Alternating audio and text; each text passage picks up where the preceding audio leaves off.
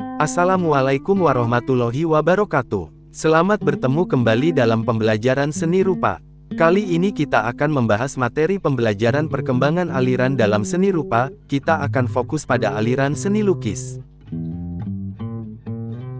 Seni pada zaman prasejarah. Seni prasejarah mewakili ekspresi paling awal dari kreativitas manusia.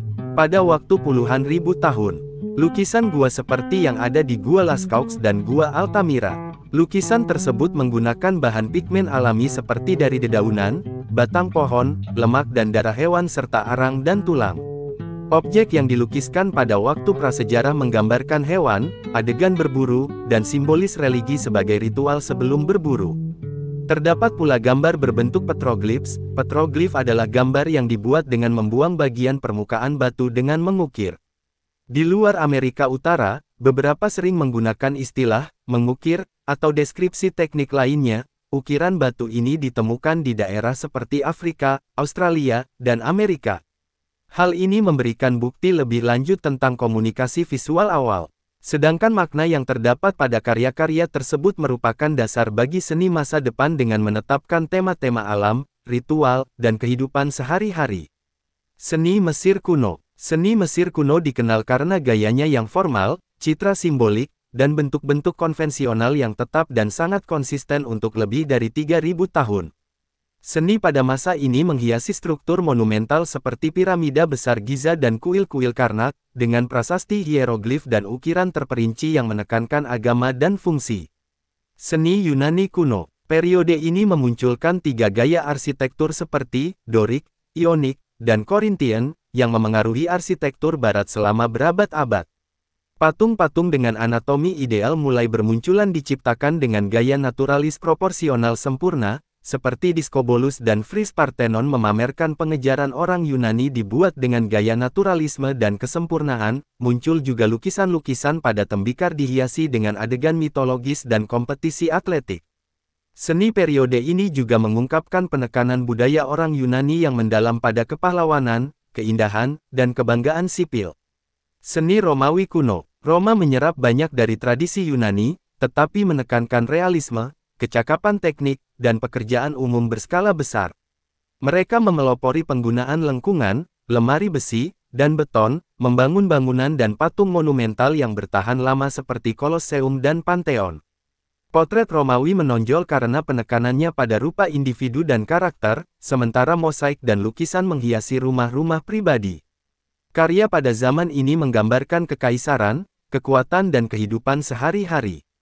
Pada masa ini seni arsitektur merupakan campuran desain utilitarian dengan keagungan dekoratif dan menetapkan standar untuk pengembangan perencanaan arsitektur perkotaan.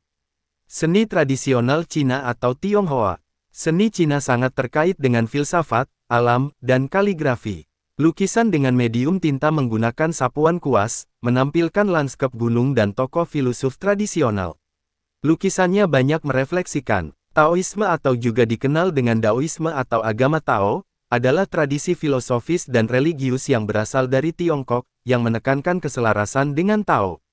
Karya zaman tersebut juga mengungkapkan tentang harmoni dengan alam dan prinsip-prinsip Konfusianisme dari tatanan moral dinasti Tang. Seni Buddhis berkembang bersamaan. Sementara pada dinasti Ming diramaikan dengan seniman dengan keahliannya membuat porselen. Pada dasarnya lukisan tradisional Cina sering menggunakan pergeseran perspektif, dengan fokus menangkap esensi adegan lebih dari sekadar realisme yang ketat. Seni tradisional Jepang. Seni tradisional Jepang membudidayakan identitas artistiknya sendiri, terutama terlihat pada lukisan ukiyo-e. Pada akhir abad ke-19 dan awal abad ke-20. Ukiyo-e woodblock cetakan dari periode Edo. Seniman seperti Hokusai dan Hiroshige menggambarkan aktor kabuki, pemandangan, dan kehidupan sehari-hari dengan penekanan pada keanggunan, kesederhanaan, dan ketidakkekalan, sifat-sifat yang berakar pada estetika Zen. Arsitektur Jepang, upacara teh, dan kebun juga mencerminkan pendekatan minimalis, mendukung bahan alami dan integrasi dengan lingkungan sekitarnya. Seni Mughal. Mughal yang dikenal sebagai Kekaisaran Mughal di India. Seni Mughal berkembang di bawah pemerintahan Muslim, memadukan Persia, Islam, dan pengaruh masyarakat India setempat. Karya arsitektur seperti tata letak simetris Taj Mahal, pola bunga hiasan, dan pekerjaan interior yang rumit. Pada karya lukisan menggambarkan miniatur tradisi Mughal, menampilkan warna-warna cerah dan gambaran seperti alur dongeng yang terperinci. Sering menyoroti kehidupan pengadilan, pertempuran, dan mitologi. Etos desain berpusat pada menggabungkan estetika, penyempurnaan dengan ornamen simbolik, sehingga bentuk ini meninggalkan jejak abadi ornamen sebagai ciri khas tradisi artistik di Asia Selatan. Arsitektur Mughal adalah salah satu karya seni paling populer di dunia. Pose yang kaku, dan ekspresi yang menghadap ke depan, berfungsi sebagai simbol spiritual daripada representasi seperti hidup. Seni Bizantin. Seni Bizantium muncul setelah pembagian Kekaisaran Romawi, mempertahankan pendekatan yang sangat bergaya dan simbolis yang berpusat pada pengabdian agama. Karya-karya arsitektur seperti Hagia Sophia di Istanbul, awalnya dibangun sebagai gereja dan kemudian diubah menjadi masjid, menampilkan kubah yang luas, mosaik emas yang berkilauan, dan sebuah bangunan gereja besar. Tradisi artistik ini sangat mempengaruhi kekristenan Ortodoks Timur dan membentuk perkembangan mosaik dan ikonografi di seluruh Eropa Timur. Romanes. Abad ke-11 dan abad ke-12. Eropa, ditandai dengan lengkungan bundar, dinding batu tebal, dan kubah barel. Gereja dan kastil dibangun untuk menyampaikan stabilitas dan perlindungan, mencerminkan lanskap abad pertengahan feodal dan sering penuh gejolak. Patung-patung, biasanya diukir di portal gereja, menyampaikan kisah-kisah Alkitab dengan tujuan didaktik, mengajarkan pelajaran moral kepada populasi yang sebagian besar buta huruf. Meskipun kurang hiasan daripada gaya selanjutnya, desain Romawi menetapkan preseden penting untuk transformasi abad pertengahan modern. Seni Gotik. Seni Gotik merevolusi estetika abad pertengahan dengan lengkungan runcing, lemari besi berusuk, dan penopang terbang, memungkinkan katedral yang lebih tinggi dan jendela kaca patri yang lebih besar yang mengisi interior dengan cahaya berwarna. Struktur seperti Notre Dame de Paris dan Chartres Cathedral melambangkan penekanan vertikal ini. Detail pahatan menjadi lebih naturalistik, dan naskah yang diterangi tumbuh semakin rumit. Gaya yang bertujuan untuk membangkitkan transendensi spiritual dan kebanggaan komunal, mengubah kehidupan agama dan sosial Eropa abad pertengahan.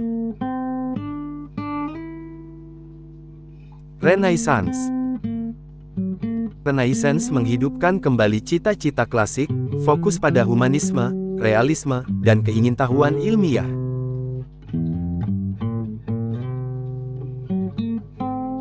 Seniman seperti Leonardo da Vinci, Michelangelo, Raphael berinovasi teknik seperti linier, perspektif dan chiaroscuro, menuju pandangan dunia yang lebih antroposentris.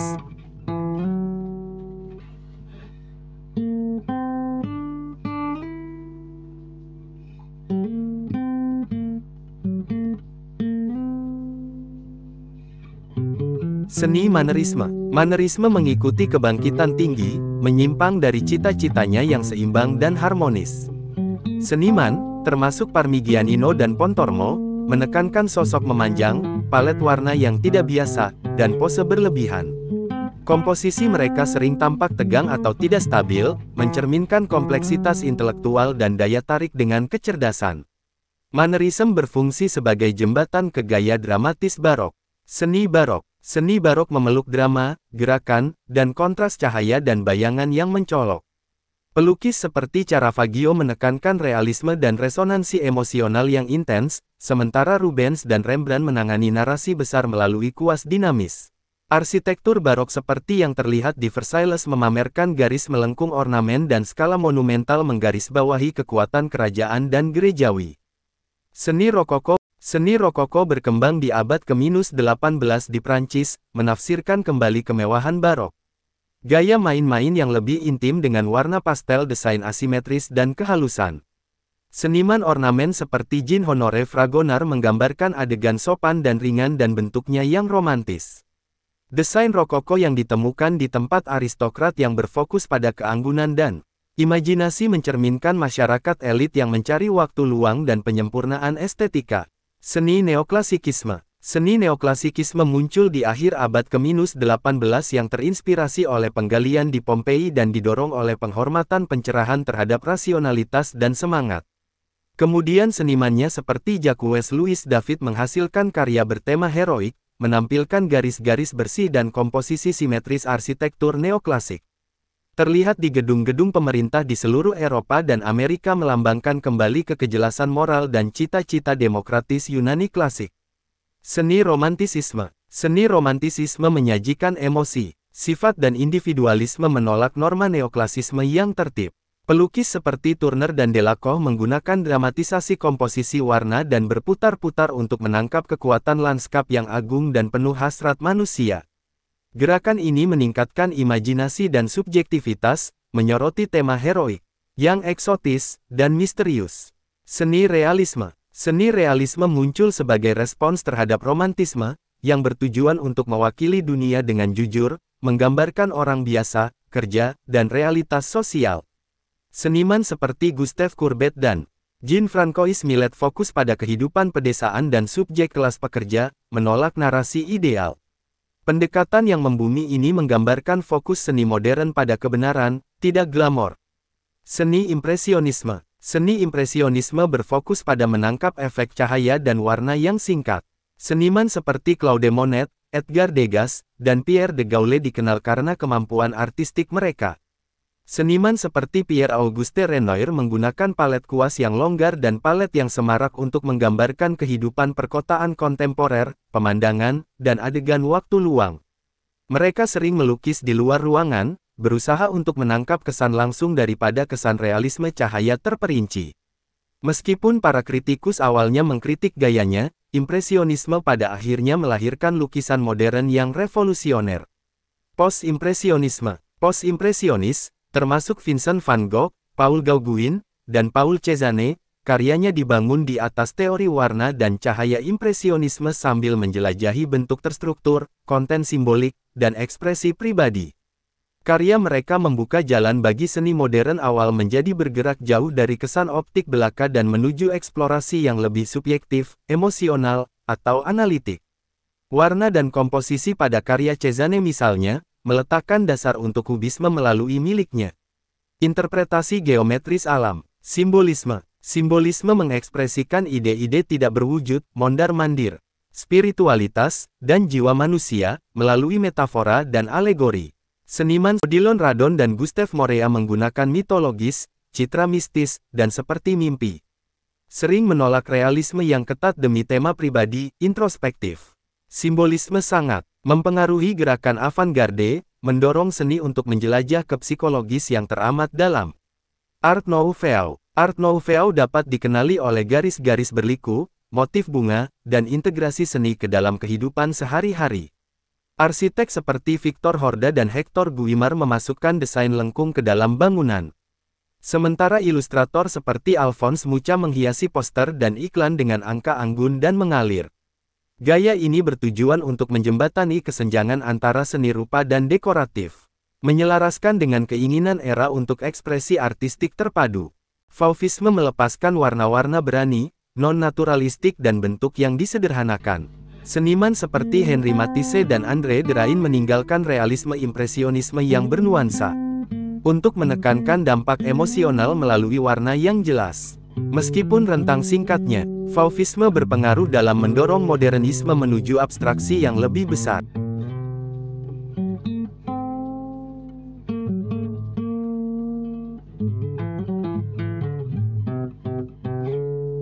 Ekspresionisme. Ekspresionisme berfokus pada pengalaman emosional atas realitas fisik. Pelukis seperti Edvard Munch dan Egon Schiele menggunakan bentuk-bentuk yang terdistorsi dan warna yang intens untuk menyampaikan kecemasan, keterasingan, atau kekacauan batin. Karya ekspresionis berusaha memanfaatkan jiwa subjektif, membentuk narasi perpindahan seni abad ke-20 dari representasi ke introspeksi.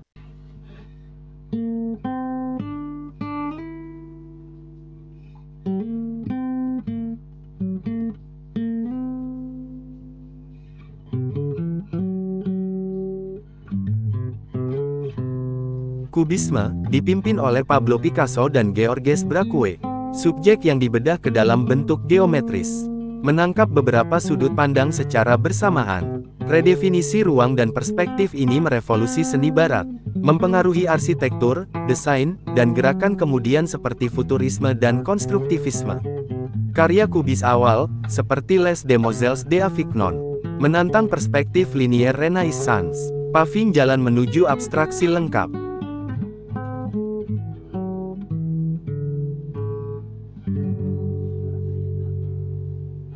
Futurisme merayakan teknologi, kecepatan, dan energi kehidupan perkotaan modern. Berasal di Italia, futurisme adalah yang pertama diperkenalkan ke dunia. Karya-karya futuris menampilkan garis-garis dinamis dan pesawat yang tumpang tindih untuk menggambarkan gerakan. Mencerminkan jeda radikal dari masa lalu. Dada muncul selama Perang Dunia I sebagai respons anti-seni terhadap kekacauan era. Seniman seperti Marcel Duchamp memperkenalkan siap madir, yang merupakan benda biasa yang disajikan sebagai seni, dan menggunakan kolase, fotomontage, dan elemen tidak masuk akal, untuk menumbangkan estetika tradisional. Dada mempertanyakan tujuan seni, sangat mempengaruhi surrealisme dan seni konseptual. Surrealisme mengeksplorasi mimpi, penjajaran alam bawah sadar, dan irasional. Dipengaruhi oleh psikologi Freudian, seniman seperti Salvador Dali dan René Magritte menempatkan benda biasa, objek biasa dalam konteks yang aneh, bertujuan untuk membuka kunci kebenaran tersembunyi di luar logika. Ekspresionisme abstrak. Abstrak ekspresionisme muncul di sekolah New York, di mana seniman seperti Jackson Pollock dikenal karena lukisan tetesannya, dikenal karena pekerjaan bidang warna, dan Willem de Kooning dikenal karena abstraksi gestural, pindah dari figurasi demi emosi mentah, kanvas besar, dan tindakan fisik lukisan, menekankan spontanitas dan ekspresi pribadi. Gerakan ini menempatkan seni Amerika di garis depan kancah global pasca perang. Pop art mengaburkan garis antara seni tinggi dan budaya massa. Ikon seperti Andy Warhol dan Roy Lichtenstein menggambar pada iklan, komik, dan barang-barang konsumen. Karya satirnya dan berwarna cerah, mencerminkan masyarakat yang dipenuhi musik, media, dan konsumerisme, mempertanyakan hierarki selera tradisional. Minimalis muncul pada akhir 1950, mengupas seni ke elemen yang paling sederhana, bentuk dasar, garis bersih, dan warna datar. Seniman seperti Donald Judd, dengan struktur kotak geometrisnya, dan Agnes Martin, dengan pola kisi-kisi halus, melambangkan pendekatan ini. Gerakan ini berusaha menghilangkan ekspresi emosional. Seni konseptual berasal dari akhir 1960, dan terus berkembang selama tahun 1970 dan seterusnya. Gagasan atau konsep lebih diutamakan daripada objek yang sudah jadi. Seniman seperti Joseph Kosuth dan Sol Lewitt membuat karya yang sering terlibat teks, instruksi, atau dokumentasi, daripada lukisan atau patung tradisional. Dengan menekankan pemikiran atas kerajinan, seni konseptual mempertanyakan sifat dari apa yang bisa dilakukan seni. Neo-ekspresionisme memperkenalkan kembali lukisan gestural tebal, dan tema emosional mentah, bereaksi terhadap detasemen minimalis yang dingin. Dan konseptualisme, seniman seperti Jean-Michel Basquiat dan Anselm Kiefer menggunakan warna yang intens, sapuan kuas yang energik, dan simbolisme yang sangat pribadi. Gerakan ini sering menghadapi masalah seperti politik, identitas, dan sejarah, menciptakan jembatan antara abstraksi modern dan minat baru dalam mendongeng subjektif dan figuratif. Seni jalanan dan grafiti muncul dari subkultur perkotaan, khususnya di New York City selama abad ke-19. Seiring waktu, itu berevolusi dari teks yang dicat semprot secara ilegal ke mural skala besar, digital. Dengan munculnya komputer pribadi dan teknologi canggih, seniman mulai memasukkan alat digital ke dalam praktik mereka. Artis video Nam June Paik terkenal mengeksplorasi televisi sebagai media, sementara pencipta kontemporer menggunakan VR, AR, pencetakan 3 dimensi, dan instalasi interaktif. Seni digital dan media baru memecah batas